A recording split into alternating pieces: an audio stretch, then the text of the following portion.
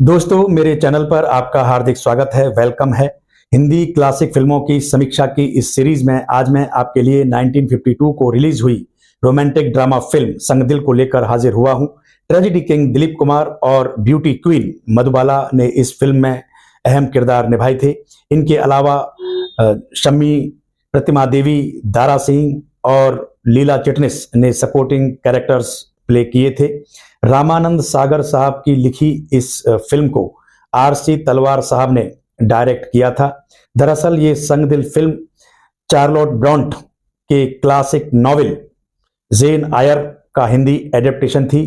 ये नॉवेल जो था वो 1847 में चार्लोट ब्रॉन्ट ने लिखा था और उसी से इंस्पायर होकर ये संग दिल फिल्म बनाई गई थी। इस संग दिल फिल्म की कहानी को संक्षेप में अगर बयान किया जाए तो शंकर और कमला दोनों चाइल्डहुड लवर्स हैं।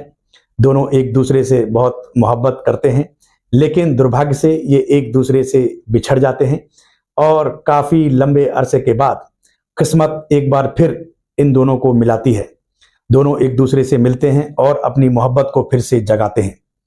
दोस्तों, शंकर की जिंदगी के कुछ डार्क सीक्रेट्स हैं और जब शंकर कमला से शादी कर रहा होता है तभी एक आदमी की एंट्री होती है।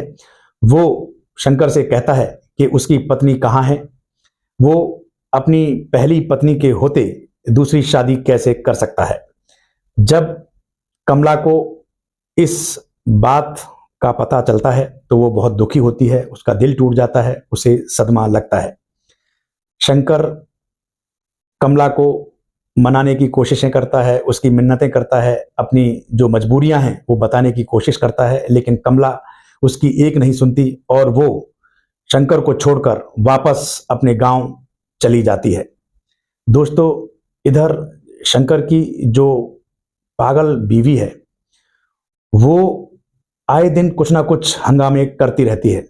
दरअसल शंकर की शादी हो चुकी थी और शंकर की जो बीवी है वो एक मेंटली रिटार्डेड औरत है, एक अमीर मेंटली रिटार्डेड औरत है। दरअसल पैसों के लालच में शंकर की मां ने एक अमीर पागल लड़की से शंकर की शादी कर दी थी, तो शंकर अपने जीवन में बिल्कुल भी सुखी नहीं था। एक मोड़ ऐसा आता है जब कमला को शंकर की मजबूरी का पता चलता है तो वो शंकर से मिलने निकल पड़ती है और जब शंकर की हवेली पहुंचती है तो वो देखती है कि शंकर की जिस पागल बीवी को जंजीरों से बांध कर रखा जाता था उसी ने शंकर की हवेली में आग लगा दी है और वो पागल औरत भी खुद आग की विक्टिम बन चुकी है, वो भी मर चुकी है और शंकर इस हादसे में अपनी दोनों आंखें खो चुका है। और कमला जब शंकर को देखती है तो शंकर को उसी हाल में अपनाती है।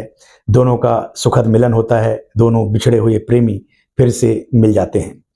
दोस्तों, फिल्म का जो संगीत है वो सज्जाद हुसैन साहब ने तैयार किया है और राजेंद्र कृष्ण साहब ने इस फिल्म के गीत लिखे हैं। फिल्म के जो गीत हैं वो कहानी के साथ साथ चलते हैं, कहानी को जस्टिफाई करते हैं।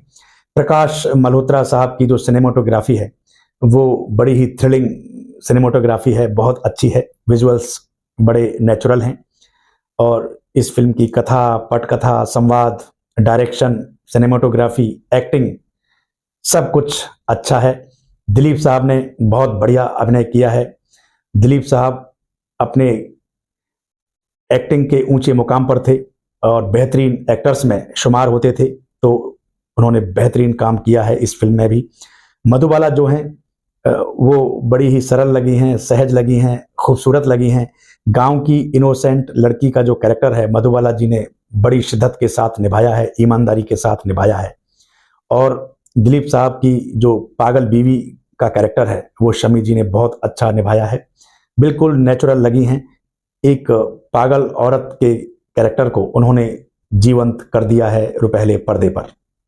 दोस्तों, मुझे लगता है कि ये एक बेहतरीन क्लासिक फिल्म है। अगर आपने अभी तक इसे नहीं देखा है तो आप इसे एक बार देख सकते हैं दिलीप कुमार साहब के लिए। आज के लिए बस इतना ही। स्टे सेफ, टेक केयर, जय हिंद, वंदे मातरम।